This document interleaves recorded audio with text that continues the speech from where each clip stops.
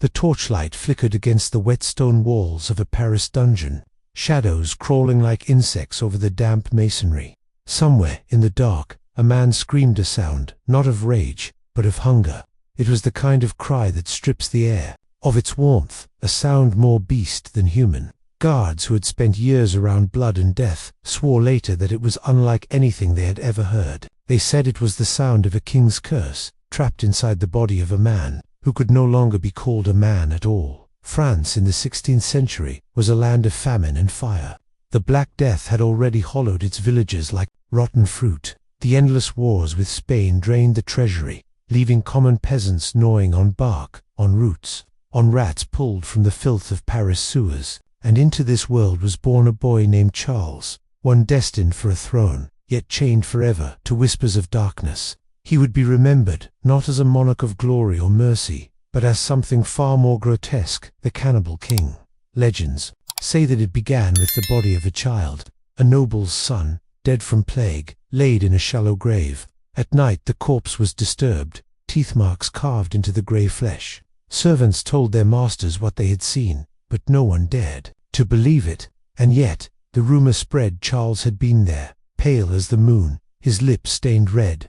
The court dismissed it as slander. After all, the boy was of royal blood, and kings are not supposed to hunger for the dead, but hunger has no respect for crowns. The boy grew restless as famine worsened. Accounts from court physicians describe his body as always burning, always empty. He could devour entire feasts, roasted boars, sugared fruits, spiced breads, and still cry out for more. His eyes, one chronicler wrote, glowed with a fever that no priest could exorcise. Even when fed, he gnawed his fingernails until blood slicked his teeth. One winter night, when the Seine froze over and corpses piled outside city gates, the young Charles slipped away from the castle kitchens. When he was found, hours later, his hands were crimson, his mouth full of something that was not bread, nor meat, nor fruit. The guards swore it was human flesh. The body of a beggar lay nearby, ripped open as though wolves had fed. Yet wolves do not wear crowns, Paris whispered. Priests muttered that it was a punishment from God, that the bloodline of the Valois had been cursed. Physicians, recalling the ancient texts of Galen, claimed it was madness of the stomach, a hunger without end. Today, modern science would call it pica, or perhaps the psychological disorder clinical cannibalism. But in that era, with its fires of faith and fear, there was only one word that clung to Charles: monster. And yet, what made his tragedy so haunting was not only his hunger, but the silence of those who watched. Courtiers bowed, pretending not to see the crimson stains on his sleeves. Priests offered hollow prayers while hiding their trembling hands. No one dared to confront him, for he was royal, and the crown is a shield even against the most unspeakable sins. The boy's appetite grew with him. So too did the stories. A maid disappeared from the castle one night, her screams echoing faintly before vanishing into silence. When her body was discovered days later, half buried near the stables, there was hardly anything left but bone. The king's attendants whispered in horror, but no one dared accuse the prince. The truth was too poisonous. It would rot the foundation of France itself. Imagine the banquet hall of the Louvre, chandeliers burning with waxy fire, the long table crowded with nobles in velvet and jewels. At the center sat Charles, face pale, eyes rimmed with dark hollows. Before him, steaming meats and sugared wine. And yet, he would sit motionless, staring at the throats of those around him as if their living pulse offered more than any dish could. A silence would fall, an unease that slithered through the gilded chamber. For every man there knew they were dining with something that was no longer entirely human. The chronicles of the time record endless war, famine, and plague. But between the lines, between the records of treaties and battles, there is a shadow one that whispers of the prince who feasted on flesh, the ruler to be, who bore the name the Cannibal King of France. And it all began with that first scream, in the dungeon, echoing through the centuries, daring us to ask, was it madness, disease, or something far darker? The year was 1560, and France bled from every corner. Pestilence had stalked its villages like a phantom. War had shattered its fields, and famine gnawed at the bones of its people. It was into this kingdom of shadows that Charles, soon to be known as Charles IX, was crowned king. He was only 10 years old when the crown was forced upon his trembling head. Too young to rule, too fragile to command. He was surrounded by those who thirsted for power more than he ever hungered for flesh. His mother, Catherine de' Medici, became the true hand behind the throne. She was a woman whispered to have poison in her rings, a queen regent who saw plots and daggers in every shadow. Some called her the Black Queen. To her son, she was both protector and prison guard. The France of Charles IX was a furnace of hatred. Catholics and Protestants, Huguenots, as they were called, slaughtered each other in the streets. Neighbors butchered neighbors in the name of God. Corpses swung from bridges over the Seine. Priests preached vengeance from their pulpits, and noblemen raised private armies to tear the kingdom apart. This was not just civil war. It was a slow, choking descent into madness, a kingdom feasting on itself. And at the center of this storm sat Charles, the boy king with hollow eyes. Chroniclers describe him as pale, restless, trembling with violent fits of emotion. He could be tender one moment, weeping over a sparrow, and in the next, convulse in fury so great that even seasoned soldiers recoiled. He was a boy raised in fear, surrounded by whispers of betrayal, haunted by a hunger that gnawed at him endlessly. His physicians scribbled reports in frantic Latin, Fame's insatiable hunger. They dosed him with potions of mercury, arsenic, and ground pearls, believing the body could be tamed by the alchemy of poison. Instead, his veins burned, his skin turned waxen, and his stomach twisted like a pit without end. He devoured banquets fit for 50 men, yet within hours, he paced like a starving animal. And then, the disappearances began. The court at the Louvre was a gilded cage, filled with perfumed nobles and foreign ambassadors. But beneath the silk and velvet was rot. Servants vanished in the night, stable boys, kitchen maids, once even a visiting envoy's page boy, gone without a trace.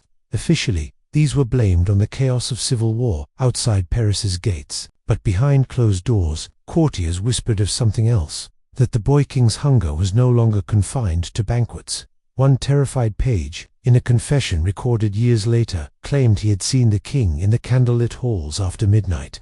Charles's hands were slick with red. At his feet lay what looked like a half-eaten carcass, small to be an animal, too mangled to be named aloud. When the page gasped, the king's eyes met his, not with shame but with a hollow, desperate hunger. The boy fled the palace and was never seen again. Yet Catherine de' Medici allowed no accusation to reach the ears of the public. She wrapped her son in a cocoon of secrecy, silencing witnesses, burning records, and weaving the official story of a troubled but pious young king. But there are fragment scraps of testimony, marginal notes in diaries, sermons that warn of a sovereign who feeds like the beast. These fragments are what remain, like bloody fingerprints left behind in history's archive. The hunger of Charles IX was not only physical, it was a hunger for control, for survival in a world collapsing around him. France's nobles circled like wolves, each ready to tear at the monarchy's throat. Spain pressed from without, while the Huguenots rose from within. And Charles, barely a man, sat on a throne soaked in blood, gnawed by terrors both inside his mind and inside his flesh. It was in this crucible that the most infamous act of his reign was born. The St. Bartholomew's Day massacre. Tens of thousands would die in one of history's most haunting nights. When Paris became a slaughterhouse, and the Seine ran red with human blood, some chroniclers whisper that Charles gave the order not only out of politics or faith, but out of his madness, his hunger for carnage. One account describes him standing at a palace window, watching as the streets below filled with screams, his teeth clenched, his lips stained crimson as though he were drinking the city's agony itself. This was the France of Charles IX, a kingdom gnawed to the bone by famine, by war, and by the hunger of its own king. And though the chronicles would later mask his reign in the rhetoric of politics and religion, the truth lingered like the taste of ash. France had not only endured a weak king, it had endured a haunted one, a king who feasted, in whispers and in shadows, on his own people. The palace at the Louvre had never felt more suffocating. Its walls, gilded with tapestries and painted saints, seemed less like decorations than veils to conceal something rotten beneath. The stench of incense and candle wax mixed with something else, something metallic, sour like blood that had dried too long on cold stone. To those who lived inside, the air itself seemed poisoned, heavy with secrets and unspeakable hungers. Charles IX wandered its corridors like a ghost in his own house, He was not yet 20, but his body bore the decay of years. Sleepless nights hollowed his eyes, bouts of fever drenched him in sweat. Violent fits shook his frame until servants whispered he was possessed. He spoke in half-ravings, muttering, of betrayal, of shadows watching him, of voices that whispered his name in the silence, and always. The hunger. Contemporaries recorded that his meals grew monstrous, gluttonous, unearthly. Plates of roasted fowl, venison and boar were set before him, and he tore at them with such ferocity that courtiers averted their eyes. He gnawed bones until they cracked, his lips smeared with fat and blood, while silence thickened around the royal table. Once, when a servant faltered in carving the meat, Charles seized the knife and slashed the roast apart himself, his laughter breaking into a cough that rattled like death. But his hunger was not confined to feasts. Rumors spread like a plague through Paris. Mothers warned their children to avoid the palace at night. Guards whispered of missing stable hands. Even among the nobility, unease grew. What sort of king, they asked, prowled the halls after midnight with a gaze so wild it chilled the blood? Catherine de' Medici saw her sons unraveling, but she could not halt it. Her power depended on his survival. Without Charles, the crown might pass to another, and all she had clawed to protect would collapse. And so she fed the rumors quietly, smothering witnesses beneath gold or threats, redirecting suspicion toward enemies at court. Yet in the journals of her astrologer, Nostradamus's disciple, Cosimo Ruggeri, a chilling note survives. Il rimangia la carne dei vivi. The king eats the flesh of the living. Whether this was allegory or confession, no one could say. But the whispers did not die. They thickened, twining themselves into the fabric of Charles's reputation, until the king himself began to feel them closing in that it was during the preparations for the marriage of his sister, Marguerite, to Henry of Navarre, political union meant to heal the rift between Catholics and Huguenots, that Charles's madness reached its fever pitch. The city filled with nobles, Protestant leaders, and rival factions, all under the fragile guise of peace. To some, it seemed as though the kingdom itself held its breath, trembling at the edge of catastrophe. Charles could not sleep. He paced his chambers, gnashing his teeth, muttering of treachery. The marriage, he was certain, was a trap. Every Protestant noble who stepped into Paris was, in his mind, a conspirator waiting to strike. His dreams were filled with screams, blood, the tearing of flesh. Some said he woke from these nightmares with his mouth red, as though his body had been feeding even in sleep. And then came the night of August 23, 1572. The bells of Saint-Germain-l'Auxerrois tolled after midnight. The city erupted. What had been planned as a swift strike against Protestant leaders became a frenzy. Doors were broken, bodies thrown from windows, throats cut in alleys, rivers choked with corpses. Paris had become a slaughterhouse. From his palace, Charles heard the screams echo through the streets. He did not hide. He stood at his window, pale and trembling, his face illuminated by torchlight. Witnesses claim he shouted encouragement to the killers below, his voice breaking with a manic laughter that curdled the blood of all who heard it. In one account, the king fired an arquebus from the palace into the fleeing crowd, as though the massacre were not enough, as though he craved the taste of murder himself. And in the aftermath, when the streets of Paris ran with gore, Charles IX changed forever. His fits became more violent. His eyes grew wild, sunken, ringed with shadows. He raved about the smell of blood, about how it clung to him, how it called to him. Physicians tried to purge him with concoctions of mercury, opium, and even ground gemstones, but nothing quelled the fever that consumed him. His teeth stained, his gums bled, his body wasted, while his hunger deepened. It was during this time that the whispers transformed into legend. Courtiers murmured that the king himself had taken part in the slaughter not only with blade and gun, but with teeth, that in the madness of that night, he had torn into the flesh of his victims like an animal, intoxicated by the raw essence of life itself. There is no proof, only fragments. A line in a diary, a fearful sermon, a rumor smuggled from a terrified servant, yet together, these fragments built an image darker than fact. A king who had crossed the boundary between man and beast, between ruler and predator. Charles IX was no longer merely a monarch presiding over civil war. He had become something more frightening, a king who devoured his own kingdom. The years following the St. Bartholomew's Day massacre were years of ghosts. Paris itself seemed to breathe with the memory of slaughter. Narrow streets where children once played were whispered to be cursed, cobblestones forever stained. Those who survived carried the horror in their eyes, as if the city had become a mausoleum where the walls remembered. And in the heart of that mausoleum sat Charles IX thin, pale, coughing blood into his handkerchief, his eyes burning with a madness that no medicine could cool. His body wasted, but his mind, it became a furnace. At night he raved about spectres crawling into his chambers, the spirits of the Huguenots he had betrayed. He told his attendants that when he closed his eyes, he could hear the river whispering with the drowned. Servants swore they found him clawing at the floorboards, insisting he could hear voices crying beneath the palace stones. Catherine de' Medici watched her son unravel. Once she had been the iron hand behind the throne, the mother who balanced France on her calculations.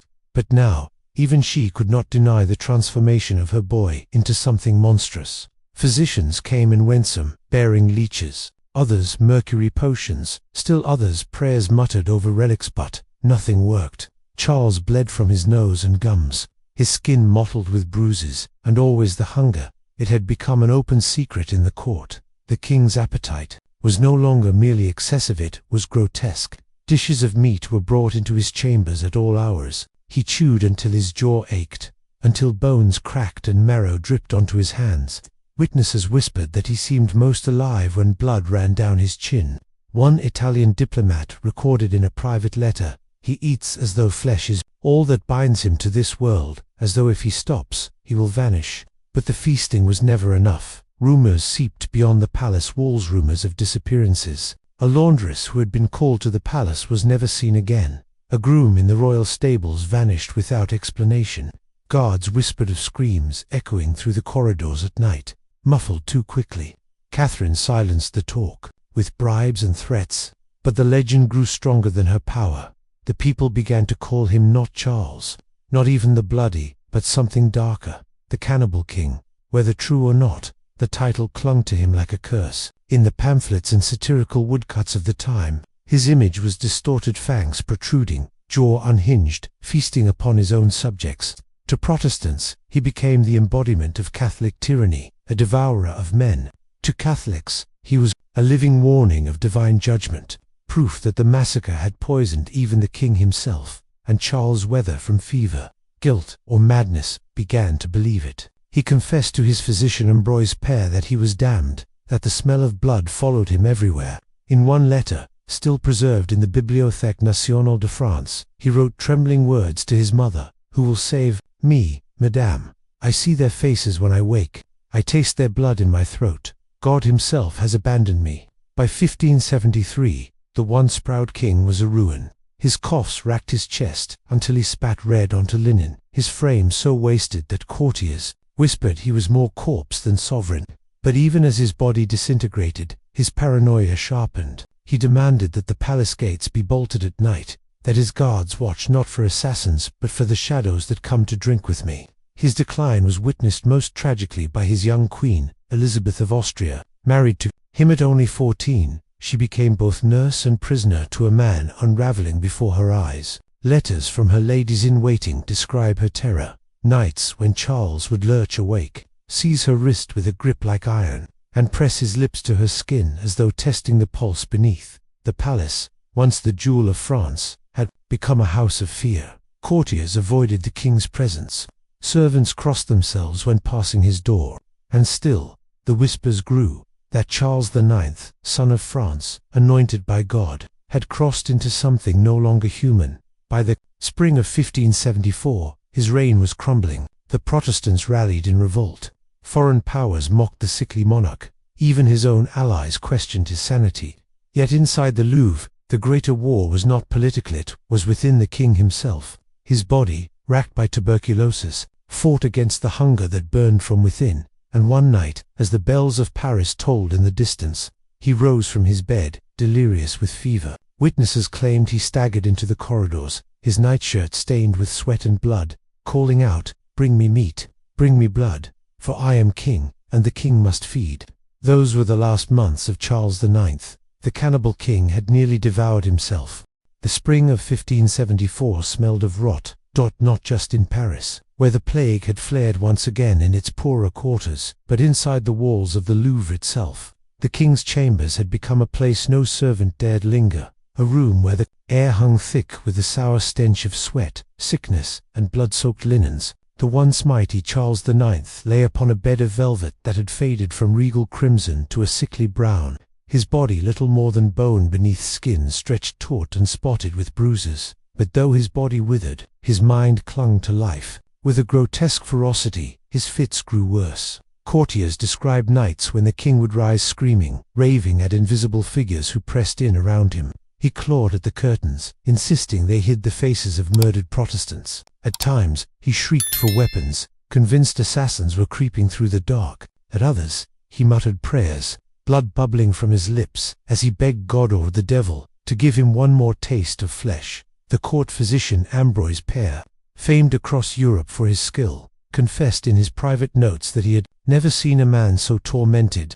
Charles's fevered coughs sprayed crimson across his sheets, his gums swelled until they bled, and his fingernails darkened as if rotting from within. Some whispered he had been poisoned, others believed it was divine punishment for the massacre. But among the people, the legend grew simpler, more terrible. The king was wasting away because he had eaten the flesh of men, and now hell was devouring him from within. By May, death seemed only days away. The palace became a theatre of dread. Catherine de' Medici paced the corridors like a restless spirit, her political mind calculating how to secure the throne for her next son, Henry, while her heart watched helplessly as Charles disintegrated before her eyes. The boy she had raised, the king she had guided, was dissolving into something unrecognizably a ruin, haunted by his own conscience. Witnesses recalled his final days with a shudder that lingered for years. His sister Marguerite, in her memoirs, described him gasping for air as if dragged by unseen hands beneath the waters of the Seine.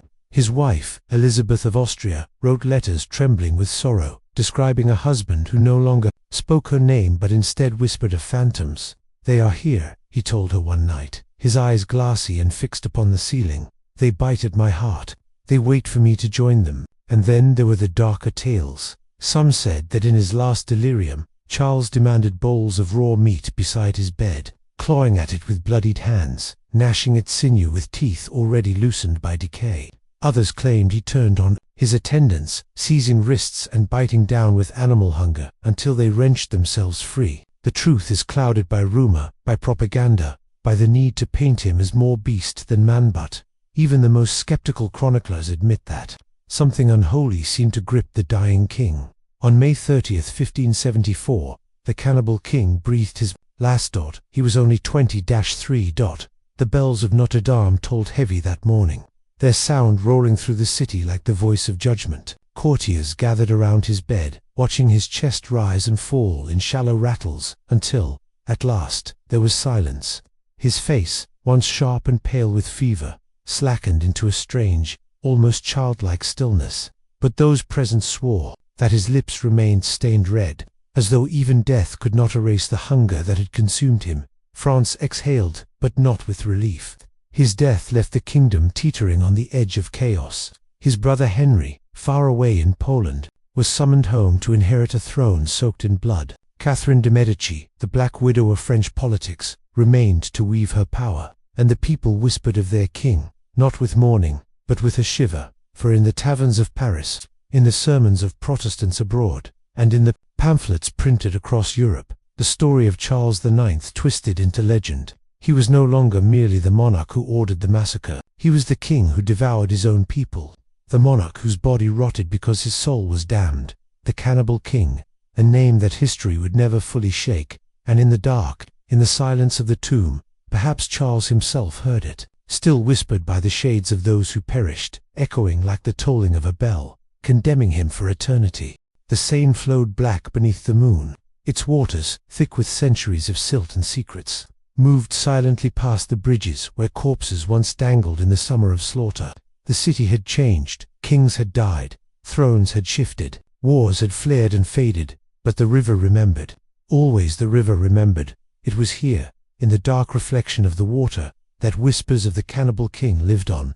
They said if you stood alone by the banks on a cold night, you might Hear the bells of Notre Dame toll again, just as they did when Charles IX's soul left his body. You might hear a cough carried on the wind, wet with blood. And if you listened closer, you might hear teeth gnashing a hunger that outlived the man who bore it. But what was truth? History leaves us tangled between fact and fable. We know Charles IX presided over one of the most horrifying nights of religious violence in Europe. We know his mind decayed under guilt and sickness. We know rumors spread of his appetite for human flesh, fed by enemies and frightened subjects alike. Some historians argue the tales were exaggerations, crafted by Protestants to paint him as a monster. Others point to descriptions from his own court, accounts too vivid, too consistent to dismiss entirely. Perhaps the legend was born not from what he ate, but from what he allowed others to eat, the blood of thousands devoured in the name of faith and power. Perhaps the word cannibal was less about his teeth-tearing flesh than about a kingdom that consumed itself, king and people alike, until only ghosts remained. And yet, there is a darker possibility. The science of the body tells us tuberculosis, which Charles suffered, can cause bleeding gums, wasting, and madness. The accounts of him seizing raw meat, biting attendants, his lips stained red, these are harder to dismiss. Archaeology and medicine remind us that desperation, disease, and superstition often intertwine. In the 16th century, when kings were seen as both divine and damned, to call him a cannibal was to give form to the unspeakable, a monarch who fed on the people he failed to protect. In the end, whether he feasted on human flesh or not, almost ceases to matter. The legend of the Cannibal King survived because it spoke to something deeper, the terror of power unchecked, the horror of a ruler whose body and soul rotted before the eyes of his nation. He became a symbol not only of cruelty, but of decay, a reminder that no crown can shield a man from the consequences of bloodshed. The boy who had once been led by his mother's hand, crowned in gold beneath the soaring arches of Rheims Cathedral, died alone in fever and shadow, his name forever chained to whispers of hunger and horror. His story was not only that of a king, but of a kingdom that tore itself apart, a warning carved into the bones of history. And so the image lingers, a pale king on a velvet bed, his lips stained red, his eyes wide with visions of ghosts pressing in. His body collapses, his breath fails, and outside the bells of Notre Dame toll across the Seine. A river that never forgets, a people who never forgave, a legend that still whispers. Centuries later, in the silence of the night, the Cannibal King of France, a reminder that history is not always written in ink, but in blood and sometimes in flesh.